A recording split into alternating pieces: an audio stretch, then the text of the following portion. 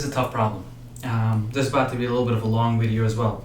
I'm really gonna dive into the background knowledge you need to know in order to get to a problem, in order to understand a problem and be able to get a problem like this right. So check this out. I'm gonna make up a random system equation over here. Let's just say I have 2x plus y equals 10, and we'll make it 4x plus y equals 7. Right? In order to solve for this, there's a couple of different ways. One is elimination. And another popular one is substitution. And the last one we really don't use too often. I hope I spelled substitution right. I always mess up on that one. And the last one, this one's not too popular, is graphing. Now in graphing, what you need to do is, I have these two equations. Let me draw this xy plane. What's really happening in graphing is each individual equation you have to put into y equals mx plus b form. Y equals mx plus b form. Now, let's do that to the first one. So y equals, the 2x will move over to this side. It'll become y equals negative 2x plus 10.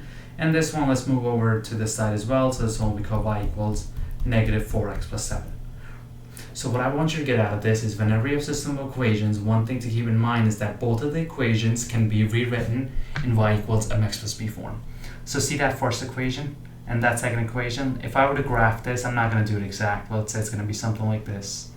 And if I were to graph the second one, let's say the second one was something like this. Wherever they intersect, I'll have an x point there, and I'll have a y there. Whatever, let's say the x value over here is 4, let's say the y value is 3.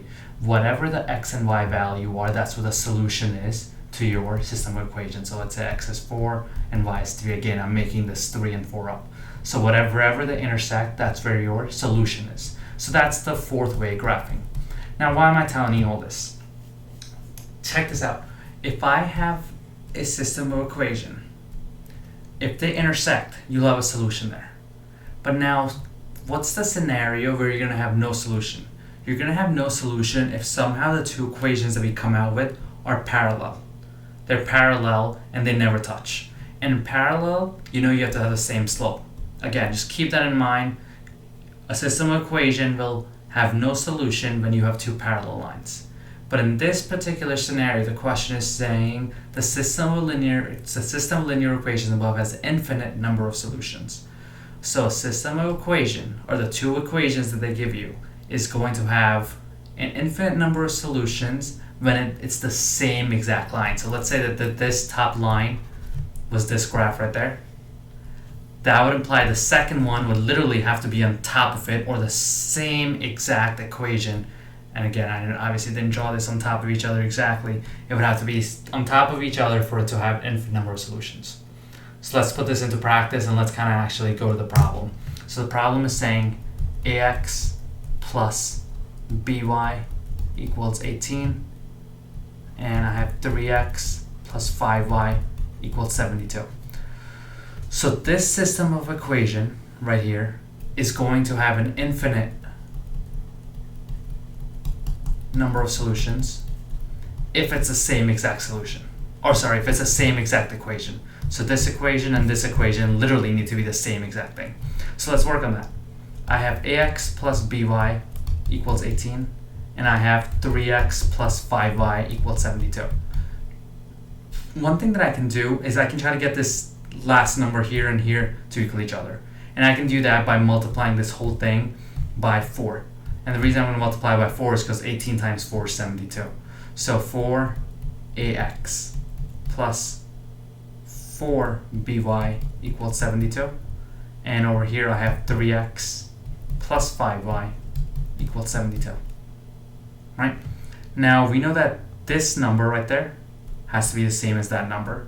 And that number right there has to be the same as that number right there. Because 72 and 72 match up, the y and the y match up, and that x and the x match up. So all I'm going to do now is 4a, I'm going to set that equal to 3. And the 4b, I'm going to set that equal to 5. Now that'll tell me what the value of a must be. And the value of b must be. So a must be 3 over 4. And over here, b must be 5 over 4. And the question is saying what is the value of a over b. So that's 3 over 4 divided by 5 over 4. And remember, when I'm dividing fractions, I'm essentially just multiplying by the reciprocal. So it's 3 over 4 times 4 over 5. So 3 times 4 is 12, 4 times 5 is 20, and this can reduce down to 4 times 3 and 4 times 5. So my final answer being 3 over 5. So keep that background information that I gave in the first 2 or 3 minutes of this video. Watch that again. Really try to understand what I'm talking about, because that'll really help you here. So a system of equation will have an infinite number of solutions when they're literally the same exact equations. So in order to make these the same exact equations, I first multiply it by 4, so I get the 72 to equal each other. And then I kind of just set the coefficients over here equal to each other, figure out what the value of A and B is. The other type of question that SAT likes testing on this same exact scenario, but they'll say, what if it has no solutions? And if it was no solutions, the slope of these two lines would need to be parallel. And the way you would figure the slopes of these two lines would need to be the same, not parallel. The lines would need to be parallel, the slope would need to be the same. And the way you would figure out the slope of this is by converting this into y equals mx plus b. Over here, I don't have to do that just because I need the equation to be the same exact thing in this one. So over here, the final answer is 3 over 5.